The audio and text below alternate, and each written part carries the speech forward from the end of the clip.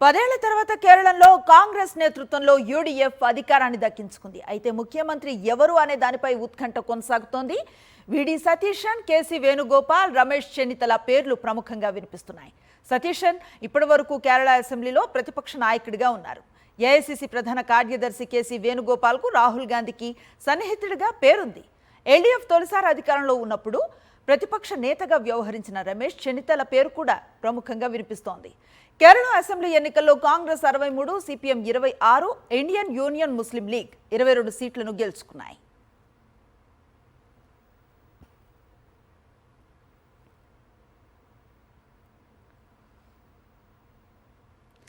కేరళలో ముఖ్యమంత్రి ఎంపికకు సంబంధించిన మరింత సమాచారాన్ని మా ఢిల్లీ ప్రతినిధి వెంకటేష్ అందిస్తారు. వెంకటేష్, చెప్పండి. కేరళలో దాదాపు దశాబ్దం తర్వాత కాంగ్రెస్ పార్టీ ప్రభుత్వాన్ని ఏర్పాటు చేయబోతుంది. సో కాంగ్రెస్ నేతృత్వంలోని యూడీఎఫ్ కూటమి మెజారిటీ స్థానాలు సాధించినటువంటి నేపథ్యంలో కాంగ్రెస్ ప్రభుత్వం త్వరలోనే కొలువు తీరబోతుంది. అయితే కాంగ్రెస్ పార్టీ నుంచి ఎవరు ముఖ్యమంత్రి అవుతారనేటువంటి చర్చ ప్రారంభమైంది. సో ప్రధానంగా ముగ్గురు పేర్లు ముఖ్యమంత్రి రేసులో వినబడుతున్నాయి. ప్రస్తుతం ప్రతిపక్ష నేతగా ఉన్నటువంటి విడి సతీశన్ పేరు చాలా ప్రముఖంగా వినిపిస్తుంది. ఆయనే పార్టీ అభ్యర్థులందరినీ కూడా దగ్గరుండి గెలిపించే ప్రయత్నంలో అన్ని శక్తియుక్తులన్నింటిని కూడా పెట్టారనేది ప్రధానంగా వినిపిస్తున్నటువంటి చర్చ. ఇక రెండవ ప్రధానమైనటువంటి పేరు రమేష్ చెన్నితల. ఈయన గతంలో పీసీసీ అధ్యక్షుడిగా పనిచేశారు. సో ఈయన పేరు కూడా ముఖ్యమంత్రి రేసులో వినిపిస్తుంది. వీరితో పాటు ఏఐసీసీ ఆర్గనైజింగ్ జనరల్ సెక్రటరీగా ఉన్నటువంటి కేసీ వేణుగోపాల్ కూడా ప్రధానంగా వినిపిస్తుంది. సో ఈ ముగ్గురు పేర్లలో ఎవరిని కాంగ్రెస్ పార్టీ హైకమాండ్ ఖరారు చేస్తుందన్నది చాలా ఇంట్రెస్టింగ్గా ఉంది. ప్రస్తుతానికి కాంగ్రెస్ పార్టీ నాయకుడు రాహుల్ గాంధీ దేశంలో లేరు, ఆయన విదేశీ పర్యటనలో ఉన్నారు. సో ఆయన వచ్చిన తర్వాత దీనిపైన నిర్ణయం తీసుకునేటువంటి అవకాశం ఉంది. ఇప్పటికైతే అధినేతను ప్రసన్నం చేసుకునేందుకు అందరూ కూడా తమ తమ ప్రయత్నాలు అయితే కొనసాగిస్తున్నారు. సో ఈ ముగ్గురు నాయకులు కూడా నాయర్ సామాజిక వర్గానికి సంబంధించినటువంటి వారు. సో కేరళలో చాలా బలమైనటువంటి ఫార్వర్డ్ కాస్ట్ ఇది.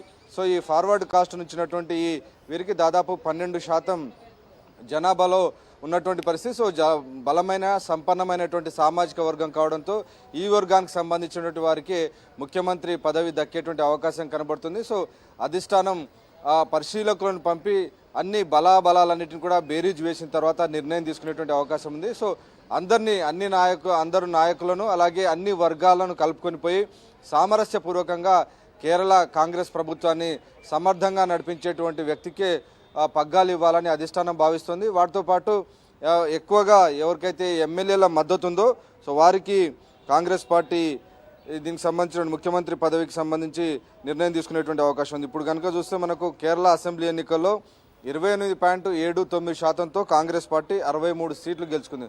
సో కాంగ్రెస్ పార్టీ చాలా కంఫర్టబుల్గా ఉన్నటువంటి పొజిషన్ మనకు కనబడుతుంది. అలాగే ఆ పార్టీకి కూటమిలో ఉన్నటువంటి ఐయుఎంఎల్ ఇండియన్ యూనియన్ ముస్లిం లీగ్ 11.01%తో 22 సీట్స్ గెలుచుకుంది. సో ఈ రెండు పార్టీలు కలిసి యూడీఎఫ్ ప్రభుత్వాన్ని ఏర్పాటు చేస్తున్నటువంటి సందర్భం. సో డెఫినెట్గా ఖచ్చితంగా కాంగ్రెస్ పార్టీలో అయితే ఈ గ్రూపు తగాదాలు, గ్రూప్ రాజకీయాలు ఉంటాయి.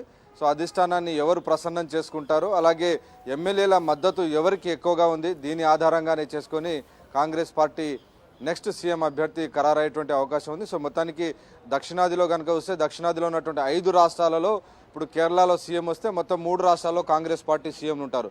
తెలంగాణ అలాగే కర్ణాటక, ఇప్పుడు కేరళలో కూడా సీఎం ఉంటారు. సో మొత్తానికి దక్షిణాదిలో కాంగ్రెస్ పార్టీ పట్టు రోజుకు పెంచుకుంటున్నటువంటి సందర్భం మనకు కనబడుతుంది. Right, thank you Venkatesh.